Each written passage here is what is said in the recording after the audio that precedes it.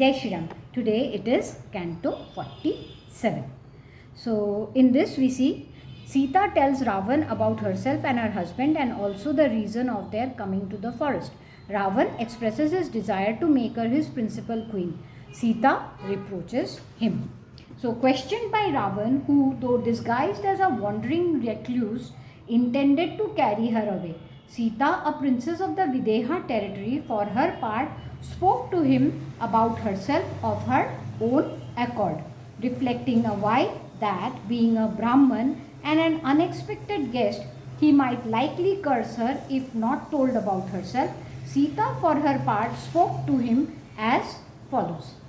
A daughter of the high-souled Janak king of Mithila, Sita by name, I am the beloved consort of Sri Ram. May all be well with you. Having lived for 12 years in the palace of the kings of Ikshvaku's line and enjoying the luxuries available to humankind, I lived in the midst of an abundance of all kinds of enjoyments. In the 13th year of my stay in that palace, the powerful monarch, my father-in-law, accompanied by his counselors, decided to install Sri Ram as Prince Regent. While the aforesaid installation in the office of Prince Regent of Sri Ram was being arranged, my mother-in-law, Kaikeyi by name, asked a boon of her husband, binding my father-in-law in an oath in the name of virtue. Kaikeyi, for her part, asked of her lord that dwell among kings, who was true to his promise, a couple of boons in the shape of exile of my husband and installation as Prince Regent of Bharat, her own son, and added, if Ram is installed today, I shall neither eat nor sleep nor drink any longer. This event, viz. The installation of Ram, will constitute the end of my life. The said king, my father-in-law, sought to win over Kaikeyi, who was speaking in this strain by means of things worth coveting and enjoying. She, however, did not grant his request. My husband, who is possessed of great energy, was over 25 years of age when he left for the forest, while my age at that time of our departure from Ayodhya was calculated to be 18 years from my birth.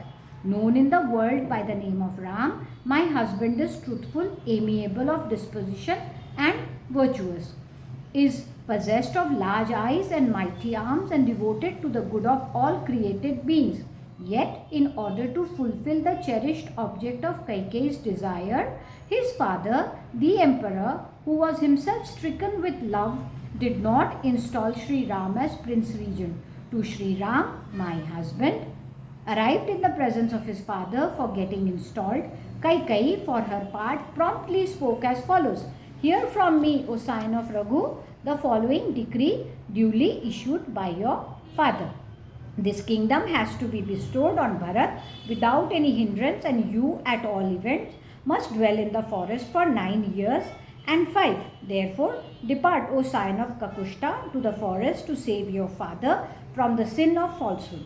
Hearing her command, my husband Sri Ram, who had no fear from any quarter and is firm of vows, replied as follows, let it be so, and followed it. He would ever bestow and never accept a gift. He would ever speak the truth and never tell a lie. Such, O Brahman, is the unsurpassed vow held fast by Sri Ram, a powerful half-brother of his, Lakshman by name, a tiger among men, and the slayer of his foes on the battlefield, is the companion of Sri Ram. The aforesaid brother, Lakshman by name, who is firm of vows and is practicing continence, followed, bow in hand, Sri Ram, who was going into exile with me. Wearing matted locks and accompanied by his aforesaid half-brother, Sri Ram, who is ever devoted to piety and firm of vows, penetrated in the form of an ascetic into the Dandak forest with me.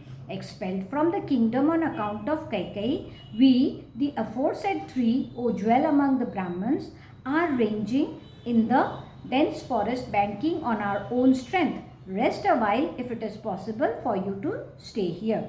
Having killed rurus, a species of deer, iguanas and boars by way of sport, and taking all kinds of wild products fit for the consumption of ascetics in abundance for repast, my husband will come back very soon. Now please make known to me accurately your name as well as your family name and descent. Please also relate, O Brahman, what for you roam about in the Dandak forest alone. While Sita, the consort of Sri Ram, was speaking as aforesaid, Ravan, the suzerain lord of ogres, who was possessed of great might, made the following sharp reply. I am the celebrated ruler of the hordes of ogres, Ravan by name, by whom all people, including gods, demons and human beings, have been struck with terror. O Sita, having seen you possessing the hue and brilliance of gold and clad in silk, I no longer find delight in my own consorts, O lady, beyond reproach in point of comeliness of form. Become the foremost queen among all the numerous excellent women carried away from here and there by me. My great capital Lanka by name is set in the midst of the sea, girt by the ocean and built on the summit of a hill. There you will roam about with me in woodlands and will never long for this sojourn in the forest, O youthful Sita.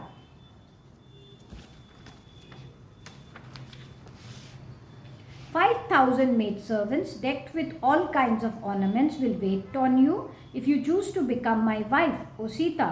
Enraged when spoken to as above by Ravan and disdaining that ogre, Sita, daughter of Janak, of faultless limb, for her part, replied as follows. I have taken a vow to follow the mind of Sri Ram, my husband, who is unshakable like a big mountain, who is a compeer of the mighty Indra, and who is imperturbable like the ocean. I have taken a vow to follow the wishes of the highly blessed Sri Ram, who is richly endowed with all auspicious bodily marks, who affords shelter to all like a banyan tree, and who is true to his promise. I am devoted to the mighty armed Sri Ram, a lion among men, who is distinguished by broad chest, who walks with the proud gait of a lion and resembles a lion in prowess. I follow the vows of the mighty armed Sri Ram, whose countenance resembles the full moon, who delights all, who is foremost of kings, who has mastered his senses, and who is of wide renown. Nevertheless, you, a jackal, covet me, a lioness, so hard to win here. I am unsusceptible of even being touched by you as the glow of the sun.